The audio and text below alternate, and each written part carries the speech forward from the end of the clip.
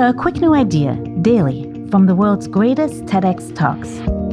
I'm your host, Atossa Leoni, and this is TEDx Shorts.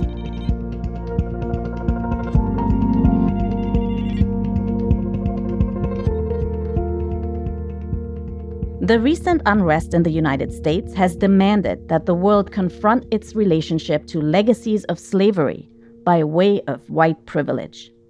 This term, as loosely defined by education researcher Jacob Bennett, refers to the legal, systemic, and societal advantages that white people have, which people of color, specifically Black people, do not.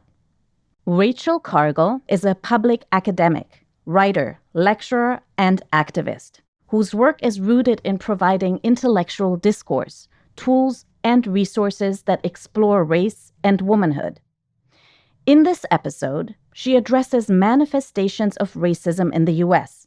and outlines specific ways people can provide accountability, allyship, and anti-racist action to rectify the injustices Black people still face today. Who are your ancestors? As someone here in America, especially for those with white skin and white privilege that comes with it, there's the possibility that your lineage was part of the white slave-owning families here in the US. But there's also the chance that they weren't. Perhaps you're just a white person. Existing in this country that was literally built on the foundation of racism. A country that made entire laws where Black people couldn't swim in the same pools, couldn't drink from the same fountains, couldn't buy property in the same neighborhoods as their white counterparts. All of these realities of what it means to be embodied in Black skin has quite a lot to do what it means for you to be embodied in white skin. The work I do as an academic, writer, lecturer, and activist is centered at looking at the intersection of my Blackness and my womanhood. My social media audience of over 200,000, I often get messages of angst from my white audience. They say to me, "But I didn't own slaves. Why do I have to be held accountable for the complications of race today?" I hear this question, and what I do is try to hold up a mirror that can reflect both of our positions in a 21st century aftermath of the horrors of centuries of a slave trade that came before both of us.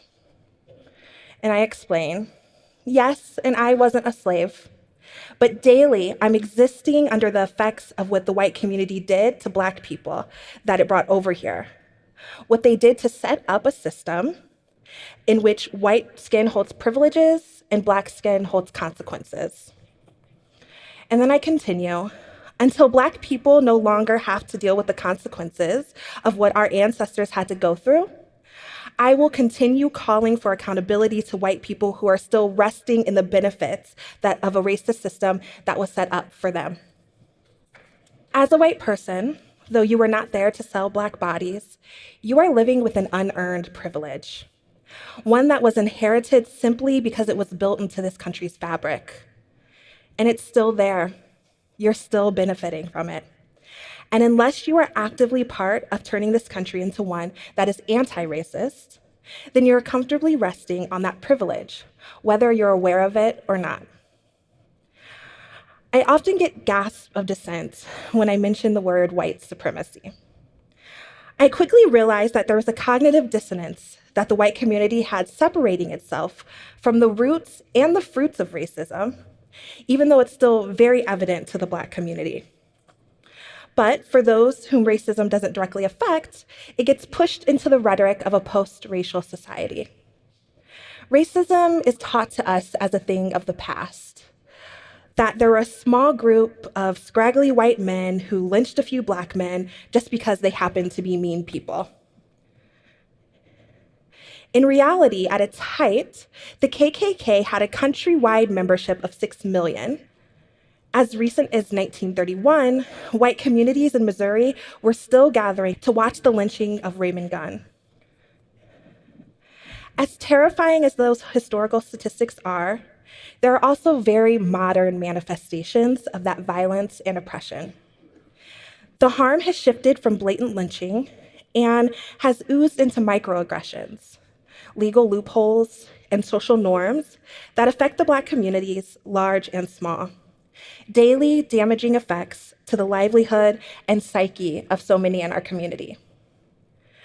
There are white tears, the many cases we see across the internet of white women using the police as their personal customer service line to remove Black people from their spaces.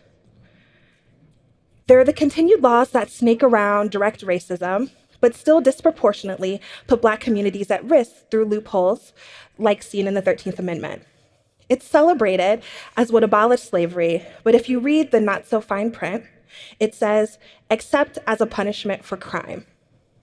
It isn't enough to not be racist.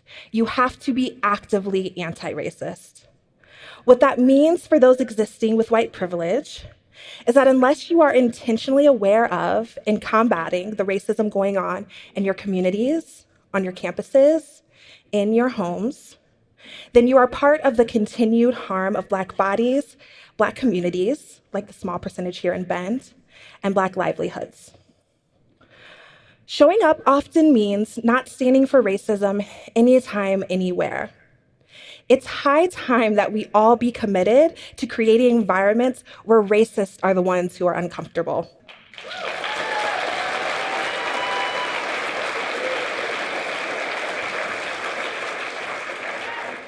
There must be agitation within the communities and systems that you're an insider, using your privilege as a white person to influence other white people, holding each other accountable. Being anti-racist means engaging your voice to push for change where you live and work. Consider the ways that you vote and show up politically. For example, white women were big factors in getting Trump into office. That was a grand showcasing of what I call when white women choose their whiteness over their womanhood. When white women make decisions that keep them in their power and the safety of their whiteness, even when they're well aware that the decision is hurting other women that they claim to be in sisterhood with. We need more restorative action, such as in San Francisco that expunged the records of thousands of marijuana convictions.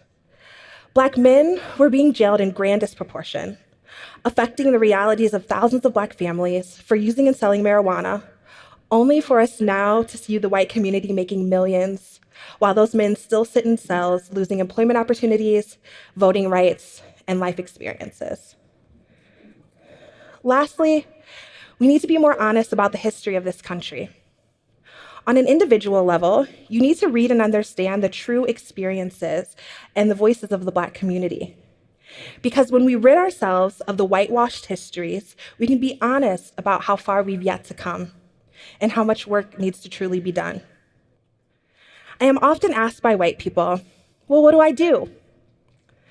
I've learned that race often becomes rocket science.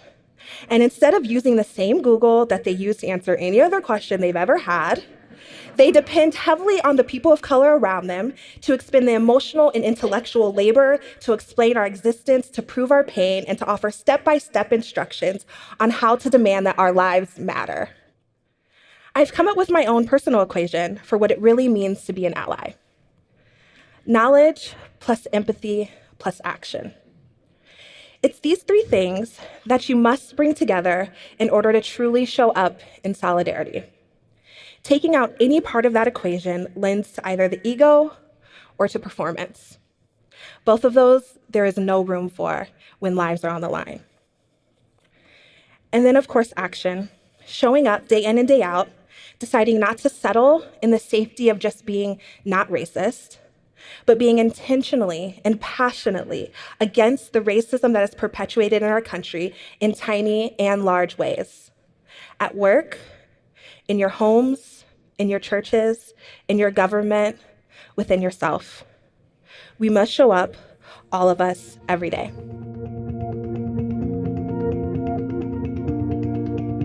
The TEDx talk you just listened to was recorded at a TEDx event in Bend, Oregon. All TEDx events are independently organized by volunteers who believe in TED's mission of ideas worth spreading. Special thanks to the organizing team at TEDxBend. Want to listen to the full talk? Find Rachel's talk and more at ted.com/TEDxShorts. I'm Atossa Leoni. Thanks for listening, and see you tomorrow.